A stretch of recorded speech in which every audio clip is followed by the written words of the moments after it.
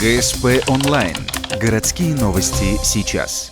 10:00. Городская администрация. 11-е внеочередное заседание Совета МОГУ Ухта. Свой пост досрочно покидает мэр города Александр Бусарев. По поводу его отставки в городе со вчерашнего дня идут активные обсуждения. Не справился, попросили уйти, проблемы со здоровьем, слишком честный, говорят много чего. Сам же Бусарев в качестве причины называет вот что. У меня достаточно сложное решение, но я его принял. Когда я заступал на этот пост, с вашего же согласия, я вам сказал, что если я увижу проблемы мои в работе с депутатским корпусом и увижу, что нет поддержки, я приму решение об отставке, что я и делаю. За почти 8 месяцев, пока Александр Бусарев был на ответственном посту, в муниципалитете произошел ряд масштабных проблем. В частности, взрыв на Севастопольской, нефтеразлив. Вновь всплыл вопрос о строительстве радиоактивного могильника. Я могу отвечать только за себя.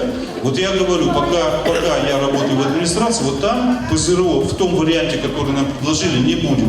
Чего теперь ждать ухтинцам? Будет ли новый мэр придерживаться тех же принципов? Пока вопрос открыт. Прием заявлений на вакантную должность открывается 25 июня. Дата проведения конкурса определена – 29 июля. В состав комиссии войдут 3 депутата горсовета и секретарь. Пока исполнять обязанности руководителя администрации будет первый заместитель Федор Любанин.